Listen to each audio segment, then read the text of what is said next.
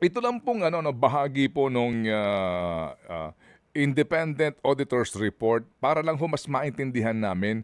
Sabi po dito, no, in our opinion, because of the significance of the matters discussed in the basis for adverse opinion section of our report, the accompanying financial statements do not present fairly in all material aspects the financial position of PhilHealth as of December 31, 2021 and 2020, and its financial performance and cash flows for the years ended in accordance with Philippine Financial Reporting Standards. Ano ibig sabihin ito, ma'am? Ay, hindi po ma'am, Heidi lang. Apo, Okay. yes, Heidi. Unang-una, Mm. ito ho yung suma total, diretsuhin natin ano. Ang ibig sabihin ng adverse opinion, merong significant na misstatement. Ibig sabihin financial statement, hindi siya reliable, hindi ka puwedeng magtiwala. Misrepresented, ibig sabihin ay merong hindi tamang pagre-represent ano, misstated, hindi tama yung naka-state sa financial statement at ito yung matindi. The financial statements do not accurately reflect the financial performance and the financial health, ayan, related pa naman sa health of the organization. So matindi po ito. Kasi ang ibig sabihin po niyan, kung ako ay mag-i-invest at titingnan ko yung financial statement mo at ito yung opinion, aba ay wala ho akong hindi ako magkakaroon ng lakas ng loob dahil ang sinasabi yung financial statement mo ay hindi ko pwedeng pagtiwalaan para ako ay magbigay ng opinion. Para ako ay magbigay ng desisyon, di ba? At hindi rin siya nare-represent ng tama. Ano? Ibig sabihin, kung yung asset na naka-reflect doon, posible na mas malaki or mas maliit, hindi nga nare-represent ng tama. Ano? In other words, yung kahuli-hulihan na talagang pinakang mahalaga, they do not accurately reflect. Hindi wasto, hindi sakto ang pagkaka-reflect, ang pagkaka-report ng kanilang financial performance. Malaki ang implication nito. Kasi kontrang-kontra ito doon sa tinatawag nilang, ay meron naman kaming excess funds, di ba? Di ba?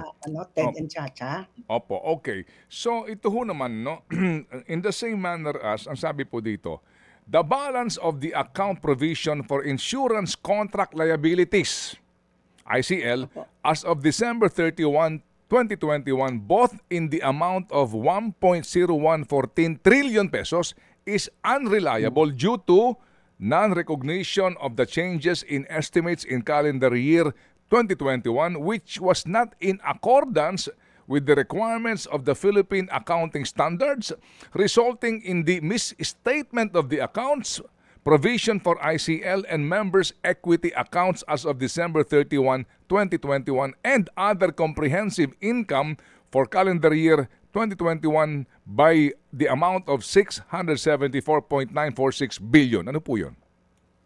Ayan, medyo pasimplihin natin ng konti ano kasi ayokong dalhin do'n sa technical na discussion. Parang eto kasi 'yon ano, 'pag tiningnan natin yung financial statement for that year, I think ito yung ang nakita natin na biglang bumagsak yung tinatawag nating equity, 'di ba? Yung 'pag minus mo yung, mula sa iyong asset, binawas mo yung pagkakautang, ang natira ay negative, 'di ba? Ibig Mm-mm. sabihin mas malaki ang utang. Ang sabi nila, kasi ni-recognize namin yung tinatawag nating provision for insurance contract liability.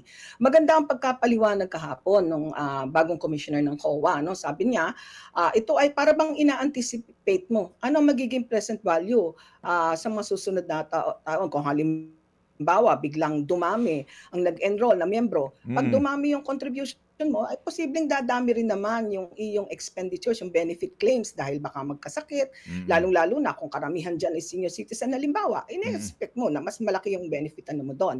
Ngayon, kapag halimbawa yung tinatawag mong premium contribution mo na ine-expect, yung present value niya, yung discounted value niya ay na-exceed ng tinatawag nating ine-expect mo na yung discounted value ng iyong benefit claim, kailangan mong mag-recognize ng tinatawag nating liability, di ba? Mhm. Ngayon, 'pag sinabi natin na, ay teka, hindi natin puwedeng pagkatiwalaan yung computation ng tinatawag nating provision for ICL. Malaking bagay 'yan kasi nakita na po natin, Ted and Chacha at mga minamahal nating tagapakinig na ano siya, make or break yung ano nung result, di ba? Ang Mm. ibig sabihin 'pag hindi katiwa-tiwala 'yan, ay hindi na nga katiwala, 'pag ay malaking-malaki na yan. Kung malaki ay talagang magkakaroon ng tinatawag nating negative equity.